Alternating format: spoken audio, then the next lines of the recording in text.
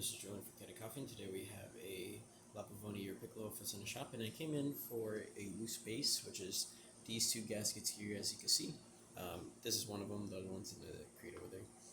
And what happens is that after the gaskets get old or just in wear and tear, the gaskets that are holding both the boiler down to the frame and then also the locking ring, squishing them together, gets brittle and starts to get loose, and you would have to go and remove the heat element, remove that locking ring, and then replace both of them.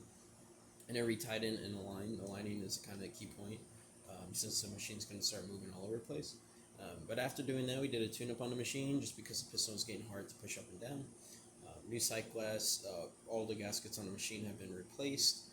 And we also did replace a heat element gasket, just an off chance that it went bad when removing it. Usually you want to always replace the heat element gasket if you ever take off the heat element, which we had to do to get to that locking ring. But besides that, we're here to quickly test the machine. Put this in here. First, we're going to test steam on. We're going to open the steam on right here. As you see, working well. Close that up now. Then we're going to brew a shot. Don't worry if this runs a little too fast or a little too slow.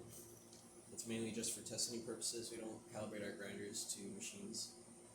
But as you see, coffee's coming out. I'm going to slowly push down. Try to get even pressure. This coffee is probably a little too coarse. I know it is a single basket in there, so that is another attribute to think about. Push all the way down.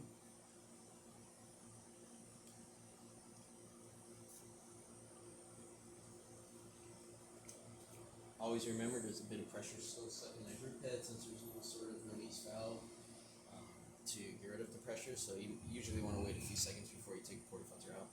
But yeah, that's about it for this repair. If you like this video or any of our other repairs on our channel, leave a like, subscribe, and hit the bell. Thanks for watching.